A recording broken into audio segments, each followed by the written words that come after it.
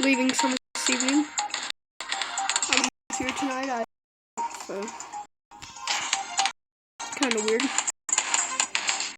And the reason I haven't been very much is because I've been caught up with school, and I've been a lot recently. This is the inside 9 week for our school, and school's easy now. I think I should upload a lot more. Oh, there's a viewer. Who is it? You. I'll close the door. We are back. We just had to fix up some things. We're on the live stream now. And that is a thing. Of course, our bandwidth here is still fucking terrible, but I mean, that's not a problem.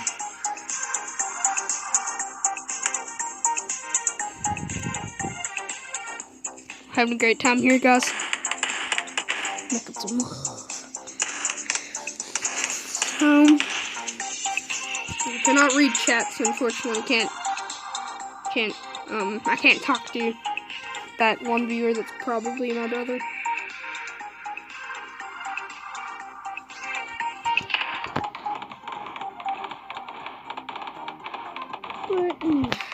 How?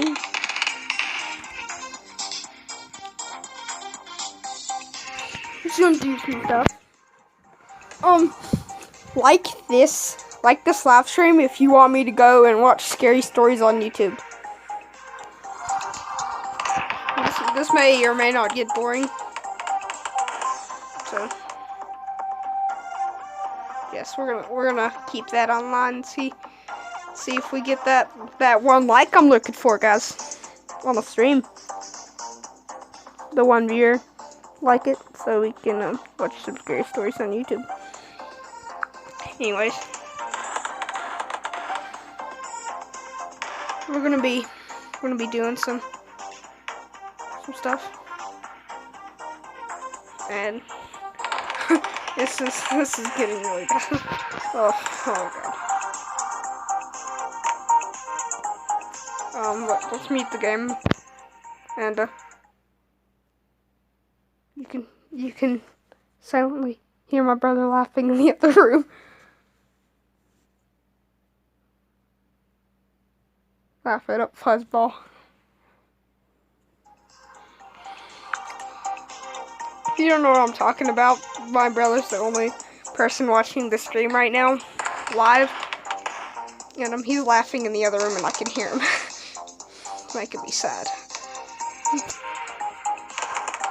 anyways, we're wanting that like so we can watch some scary stories on YouTube.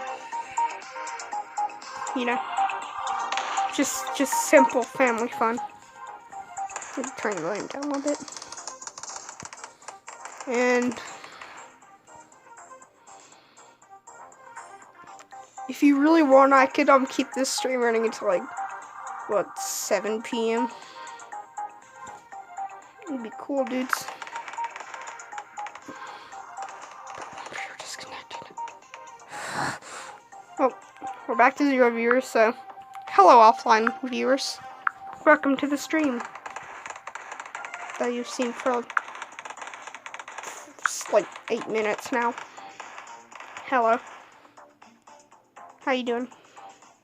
Pretty good. I feel you. I got you.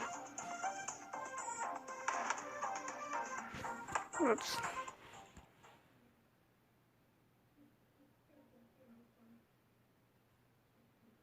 Oh yeah.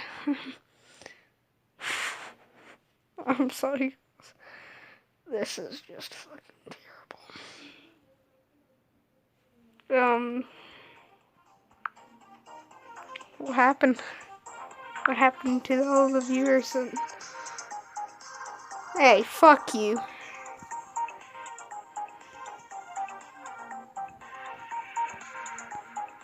Oh, a like. I'm sorry, buddy. I'm sorry. I thought that was a dislike. I'm sorry. So we're gonna watch some scary stories on YouTube now. So let's do it.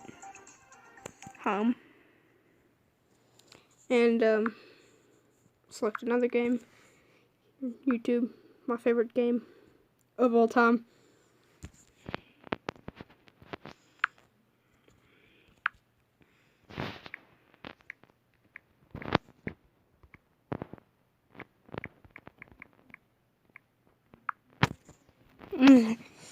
You can hear my brother watching the stream in the other room. Hey, we got 2 viewers now. Let's watch some scary stories. Don't. Oh, 11 true scary stories. I'm gonna watch some scary stories for you guys.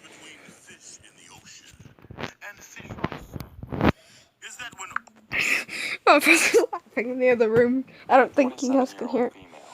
And this happened when I was 24. I live in Los Angeles, and have for my entire life.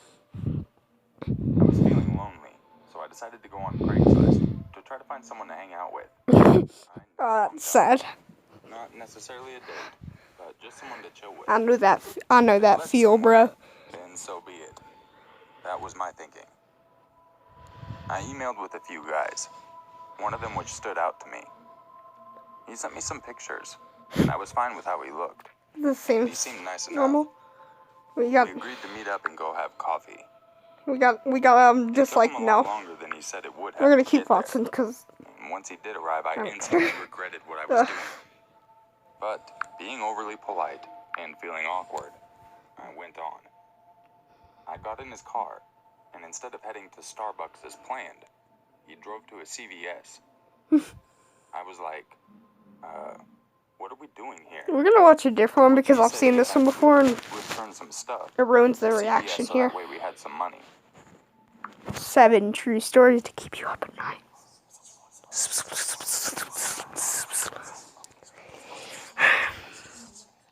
Okay, so we're gonna watch now. Candles, spooky.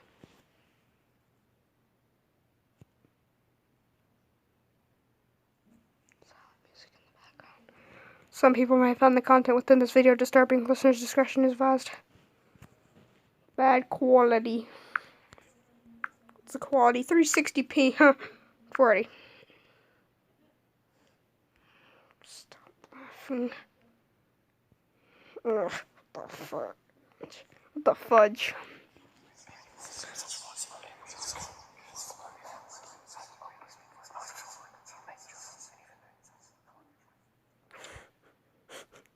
Oh god.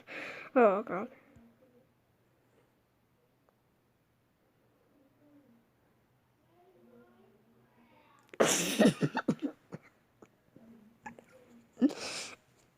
Okay, let's watch seriously now. Number 7.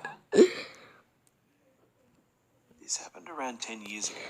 I believe I was 11 or 12. I still remember this like it was yesterday. Oh yeah. Our house was kind of isolated. I mean, there were houses nearby and whatnot, but it was a bit further down the road.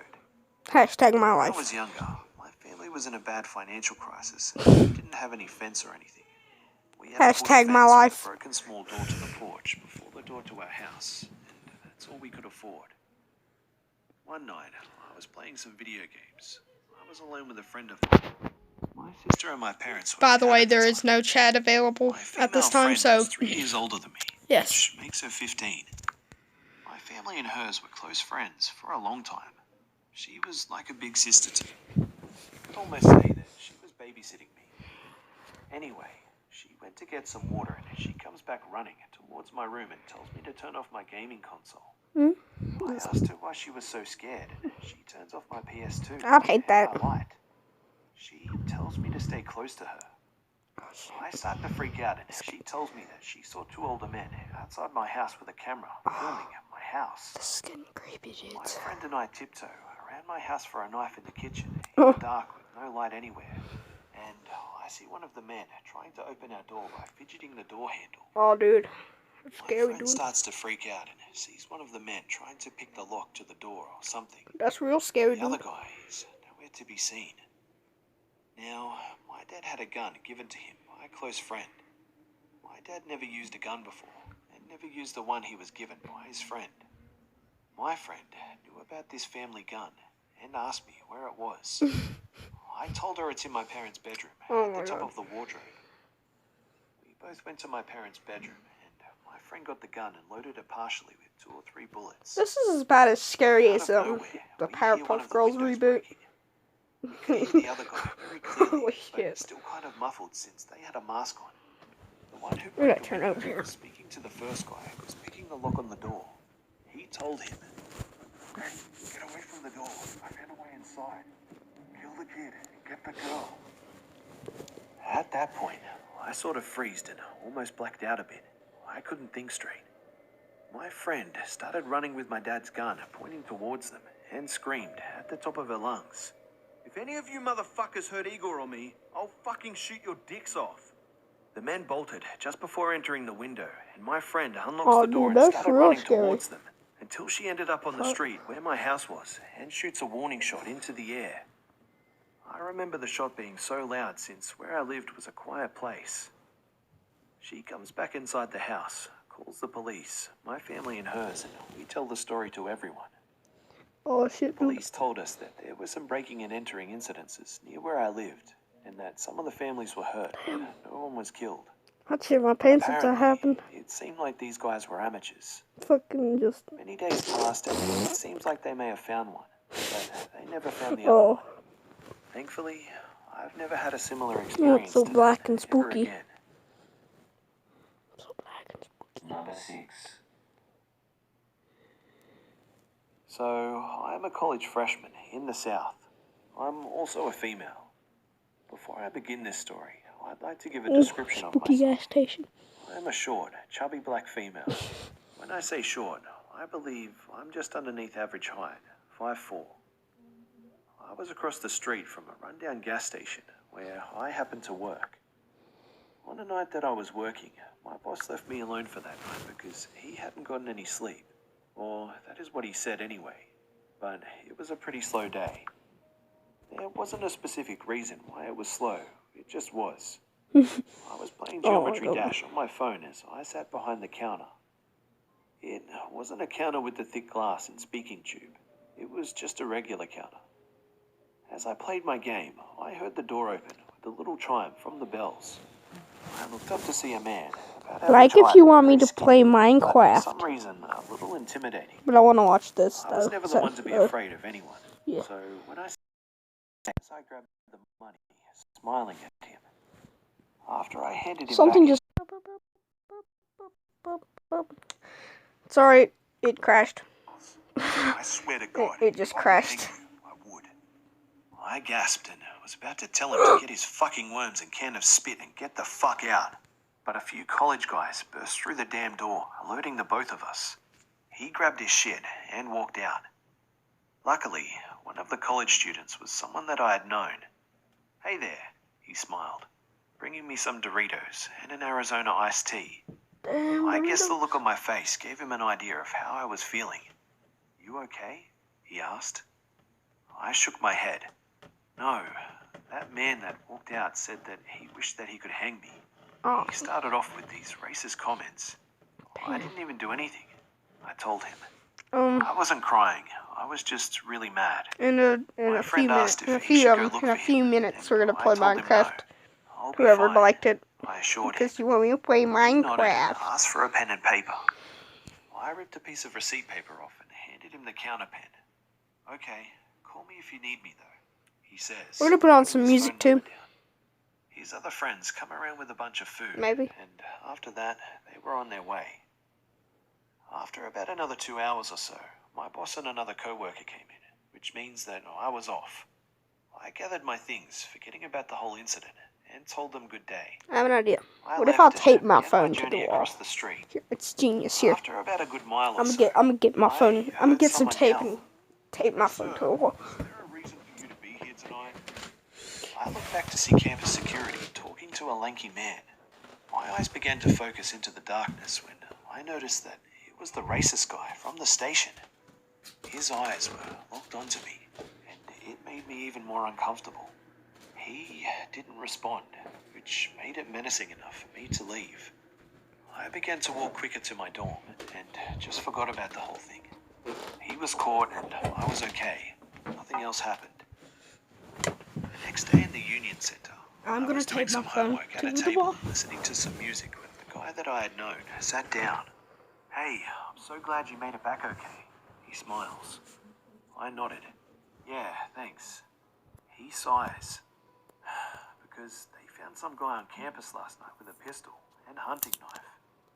My stomach dropped when he said that. He was this skinny white man, and he kept mumbling some pretty racist shit under his breath. So I thought that was the guy that you told me about last night. He finished. Fuck. I told him that I think that it was, and that he was following me back to my dorm last night. And as I thought, he was stunned for words.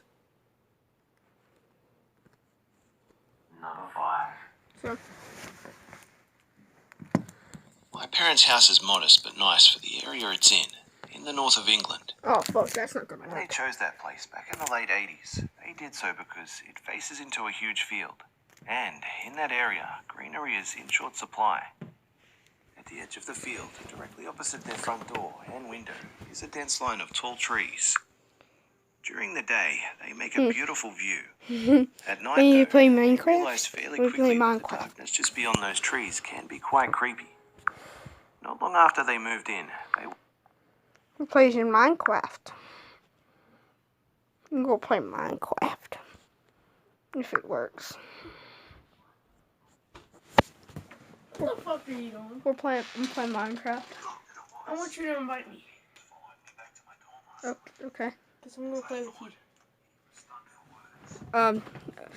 What the fuck are you doing? Stop. No, leave me alone. Number 5. Leave me alone. house is modest but nice. Why are you still watching this stupid shit, man? Is this even your live stream? Yes, will you please leave? Could you please leave, David? Like, go into your room. Go into your room and we can talk over chat. Stop. Oh, when I get on there, I'm going to type in, "Oh my god, it's Eerie. Eerie, subscribe to me on YouTube." No, seriously, could you please go back into your room, David? What do I get if I do? Nothing. Just please, you don't annoy me, that's it.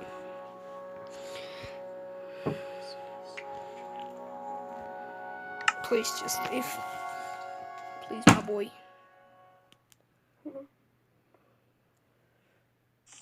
I have 5 megabytes. The Free. That's all I have.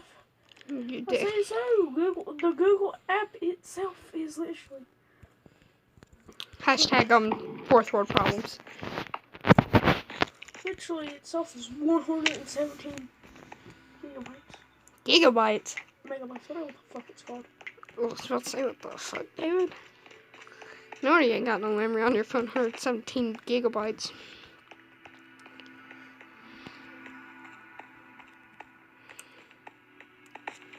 Hey. Go back into your room, David. Hey. I'm out. I'm on a fucking world, David. Teresa. Shut it.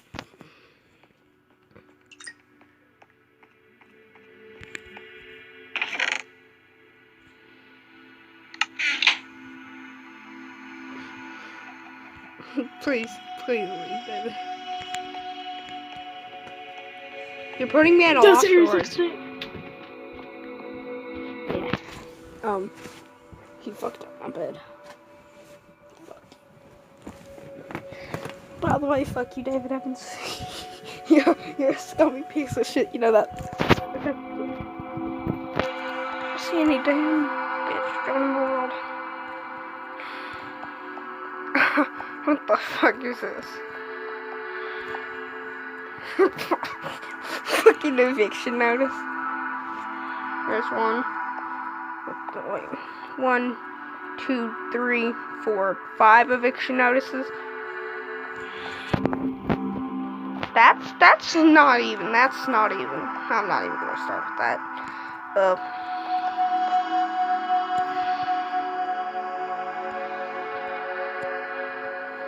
I gave you my heart. But the very next day, you got it away.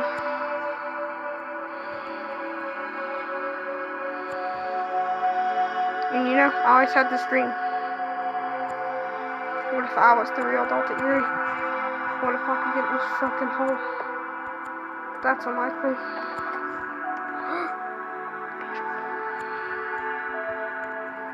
I gave you my heart, but the very next day, you gave it away. Playing some Minecraft. Oh, did you say about me? You piece of shit.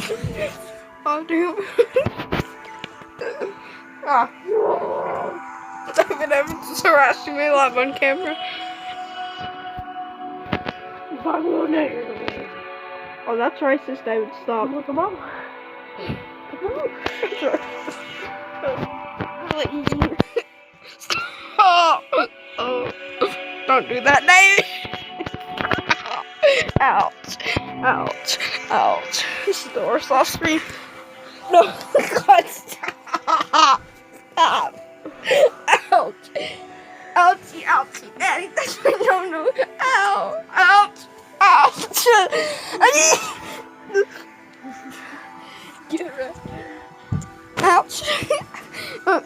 Please.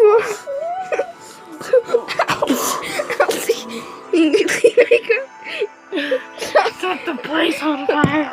No.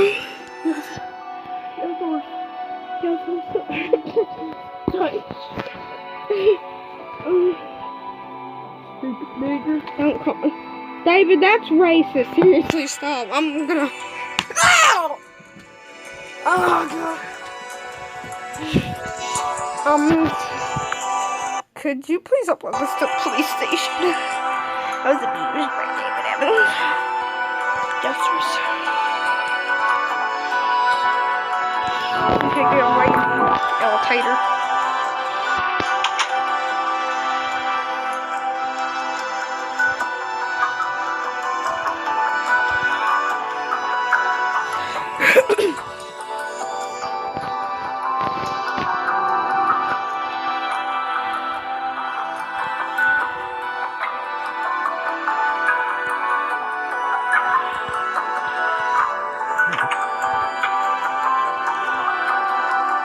We're going back to YouTube. Fuck this.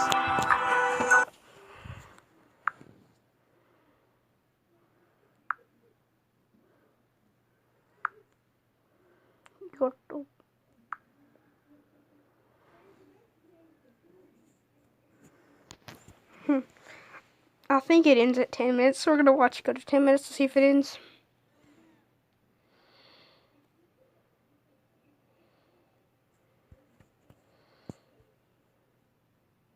Probably not.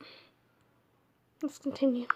They were burgled and were told by the police that, in all likelihood, the burglars had been watching the house from that tree line for days to learn their routine and wait for an opening due to a clear knowledge of the house's layout. After that, my father installed a house alarm. In the early 2000s, he installed a CCTV and a floodlight activated by motion sensor after a series of robberies in the area and some trouble with a group of local kids. The camera on the front captures their small garden, a dozen or so steps leading to the street, and a decent amount of the street beyond it. The floodlight normally activates if anybody gets anywhere past halfway down the steps. I went back to stay with my parents in autumn 2015 while I waited for my new apartment to be ready. They hadn't had any trouble from those kids for a long time, and there had been no reports of robberies in the area for about as long. Generally, it's the kind of place that I'd walk at night without giving it a second thought. Around 11 p.m. on my first night there, my father was at work and I was watching TV in the front room with my mum. I'm gonna be quiet for a while. I'm gonna listen to this There guy. was a loud bang on the front window. I got up and went outside to investigate and was annoyed to find that the floodlight, it wasn't working. Lying in front of the window was a huge pile of dirt and rocks that somebody had obviously thrown from the front street. I looked up and down the street but couldn't see anything. I looked out towards the line of darkened trees and again, nothing. But have you ever had one of those weird feelings like there are eyes on you that you can't see? I just couldn't shake it. After going back inside, I asked my mum if I should go check the CCTV recording, and she explained that it had stopped working years beforehand, but they'd left a very obvious camera in place as a deterrent. Smart, I thought, but not so useful in this kind of situation, and obviously not doing much as a deterrent either. She also explained that they'd switched off the floodlight because a bunch of local cats used to think it was hilarious to set it off all through the night. And although you couldn't tell from the living room due to all of the indoor lights, it wasn't so fun from the upstairs rooms when it went off every 10 minutes and you were trying to sleep. The next day, my father decided it was time he replaced the camera, just in case anything like that happened again. He opted for one with infrared so that you'd still get a decent view of the garden and the street at night. He installed it, hooked it up to a DVR, and set it running from that night onwards. The thing was tiny, barely noticeable from the street, and on the opposite side of the house to the huge, obvious older camera housing. Again around 11 p.m. on night 2, there was another loud thud against the front window. This time, me and my father went out to investigate. Again, nothing there except a pile of broken apart rocks and dirt which had been balled up and thrown. We went back inside, rewound the DVR by 5 minutes or so, and watched. Into strolled a guy in a hoodie with his hood pulled up to obscure his face.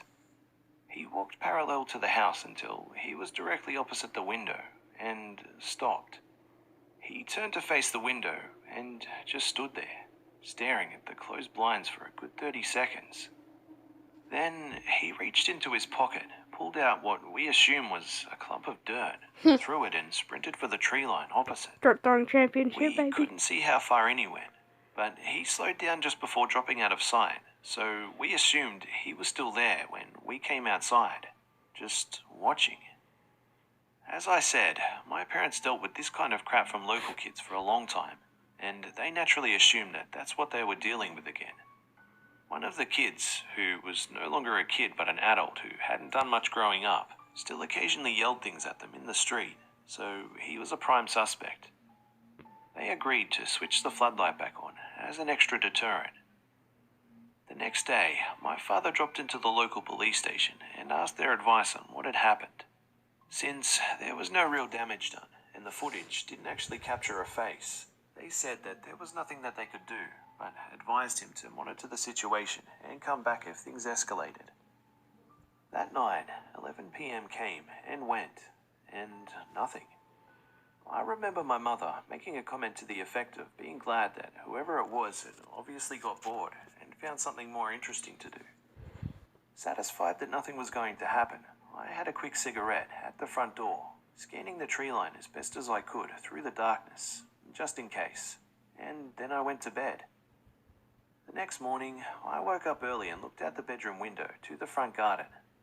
The gate leading to the steps was wide open, and I couldn't remember if it had been that way the night before. My mother was obsessed with it being kept closed and always complained about the postman leaving it open, so I assumed he must have done it again. When I got downstairs, there was no post waiting on the doormat.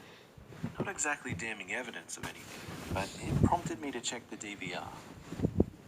I rewound it a couple of hours. The whole time, the gate was open, but no postman, or anyone else for that matter. I kept going. 4 a.m., 2 a.m., midnight, open the whole time. As I rewound it all the way to 11 p.m. the night before, I saw a flurry of rapid movement on the recording. I played from 11 p.m. and the gate was closed. Around 11:15 p.m., a pair of headlights came from around the corner at the end of the street, and a large white van slowly pulled into view. It slowed more and more until it got level with the house and stopped. Out of it climbed the guy in the hoodie, again with the hood pulled over to cover his face. He reached across to the passenger seat and pulled out a heavy-looking bag. He gently closed the van door and walked straight to the front gate. He lifted the gate slowly from its catch and swung it open, making sure it didn't hit anything. And he took a few steps down towards the door, cautiously. He stepped, looked around to make sure nobody was coming, and took a few more steps. Again he stopped, checked, and was obviously satisfied that he wasn't going to be confronted. Fortunately for him, he took one more step and reached the halfway point on the stairs. On went the floodlight, lighting up our garden and our unwelcome guest. He froze again, clearly unsure what to do. Then he looked down at the bag in his hand and turned his face up to look directly towards the camera lens. The angle of both the floodlight and the camera meant I got a good look at just the bottom half of his face, and a big grin plastered all over it. And just like that, he turned around, strolled back up the steps and got into his van. With him gone, the floodlight switched itself off again. Except, he didn't leave. I watched the headlights get smaller as he reversed back the way he came and stopped at the end of the street, just within view. Then he turned off the engine and waited. At this point, I had totally forgotten about the sequence of events from the previous night and felt a shot of ice go down my back when I saw a silver earlier that night. The difference between I'm fish back, in the just ocean like randomly and fish on a disconnected. sandwich is So we're back.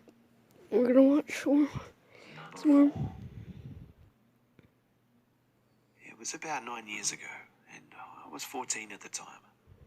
My dad is an ad hunter, and although I never really caught the itch, so to speak, I still went with him pretty often. Just having the chance to escape to the wilderness was awesome for me. Anyway, it was in the middle of squirrel season, and we left for the campsite one afternoon to set up and prepare for the next morning. That night, my dad told me that he decided that I was old enough to hunt alone. Here in the South, that's kind of a big deal. Something of a rite of passage, I suppose. He tells me that he knows of a good location for me to go to. So the next morning, we go down to the bayou from our camp in my dad's boat, heading for our destination. My dad pulls up to the shore and tells me that he'll be back in around 2 hours to pick me up. It was still early morning and the sun hadn't really risen yet. So I step off the boat and find a comfortable tree to sit under until the sun came up, seeing as I didn't want to get lost in the woods. Once the sun had risen enough for me to see, I took off through the woods. Since I wasn't that big of a hunter, I really wasn't looking to get any game. I was just enjoying myself. I walked north a bit, looking for any signs of squirrel. Tree branches shaking, broken nuts on the ground, that kind of thing. After a while, I found a small trail heading east and decided to follow it. When I say trail, I mean a deer trail, a path that some deer had cut through the woods. I walked maybe a good mile and bagged a few squirrels along the way. I realized that I'd been walking for about 45 minutes, so I decided to turn around and head back to where my dad had dropped me off. Once I turned around, This is I getting noticed another interesting trail now. leading into a thicker part of the woods.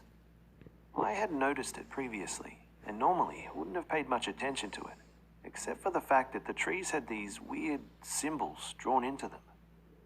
I almost want to call them Nordic runes due to the size, but they were much more intricate.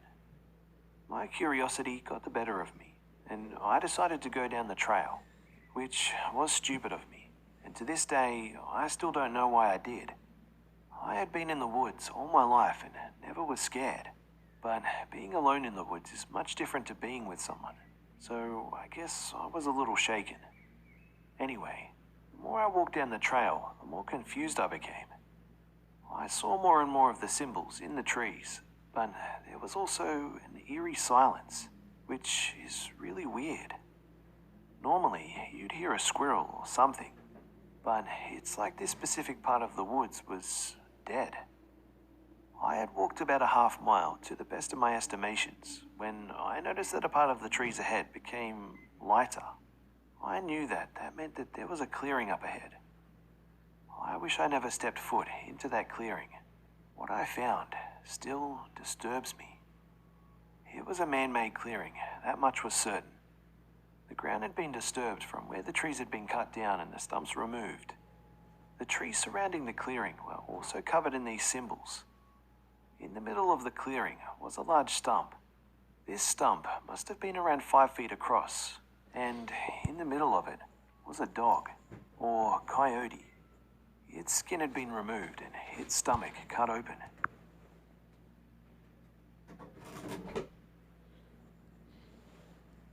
Its intestines Some dude. spilling out I onto don't the know. stump, some of it falling onto the ground. I wasn't immediately sickened by it. I've cleaned wild game before, so I was sort of used to that kind of sight. But I've never seen a dog like that. I decided to get closer for a better inspection. And what disturbed and sickened me the most was that this was fresh. There were no flies anywhere near the carcass, and I know from experience what a freshly cut open stomach smells like, and I recognized that smell immediately. It being a cold October morning, I could even still feel the heat coming from its body. I started looking on the ground around the stump. For what, I don't know. But that's when I noticed the footprints. There were tons of them, all circling around the stump, along with a knife with a decorative handle very close to the stump. It was then that I noticed that I could feel someone watching me. I didn't know what it was, but I knew that I didn't want to cause a scene. I didn't want whatever or whoever had done that to the dog to have a reason to do it to me as well. So, acting as nonchalantly as I could, I turned around and headed out of the clearing, looking into the trees. I was trying to make it look like I didn't care and went back to hunting. It must have worked because I made it back to the main trail just fine. As soon as I did, I hurried back to the spot where my dad dropped me off, facing the woods, my shotgun at the ready, just in case. I never mentioned it to my dad, seeing as he would more than likely put it off as me trying to be funny. However, I did ask my grandfather about it, seeing as he had decades of experience in the woods. After telling him my story, he said something in French that I didn't understand and warned me to never go back to that part of the woods. He also said that if it had not been for me carrying a gun, I would not be there to speak to him. He refused to tell me anything more about it, and I've never been back to that part of the woods since. Number 3. A couple of years ago, I was living with my then partner, now ex. We'd been watching TV and I felt sleepy, so I decided to go through to the bedroom for a nap. Sleepy right now. I started to drift off when I became aware of a pair of eyes watching me from between a crack in the bedroom door. I couldn't make out anything else, just the eyes. The hallway beyond was pretty dark, so I sleepily assumed that it was my partner standing in the shadows and messing with me. I laughed and mumbled a half-hearted piss off and turned over to sleep. Except I could still feel the eyes on me, and now I was getting annoyed. Without turning back, I gave a louder warning that I wasn't in the mood for joking around and I'd like to be left alone. After a few seconds, I heard the door creak open just a little more. Still half asleep, I turned back and delivered a barrage of swears at the door. It was about half open now, filled with the blackness of the hallway beyond. Right at the normal height were the eyes again, and below them a big, toothy grin. Not a friendly one either. The grin was fixed like a skeleton's, and the eyes were unblinking and creepy. Assuming my partner was just being a dick, I drifted off. When I woke back up, not long later, the door was still open, and the eyes and smile were still there.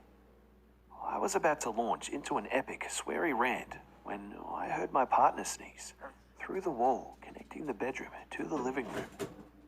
It wasn't my partner standing in the doorway. I freaked the hell out and rolled myself off the side of the bed and onto the floor. By the time I managed to pull myself up to look over the edge of the bed, the door was still half open, but there was no one else there. My partner wandered in, looking confused, and asked what the hell I was doing to make so much noise. I explained at about 100 miles per hour and eventually managed to calm down. We checked the whole flat from top to bottom, but found nothing. I barely slept that night. Mostly, I sat in the darkness watching the door to make sure it wouldn't open. I was told by a friend that it was all just a hallucination caused by when the body is transitioning between sleep states. In addition to sleep paralysis, some people can experience extremely vivid hallucinations or other sensory illusions. After that, I laughed it off and even gave the imaginary phantom a nickname, Smiler. A week or so ago, I got chatting to one of my neighbors in the lobby of the apartment block. He happened to mention that he recently caught our mutual landlady letting herself into his flat one afternoon for what she tried to claim as a random spot check, which is totally illegal. Another neighbour now claims to have seen her letting herself into my flat while I've been out and taking her time about it when she was in there.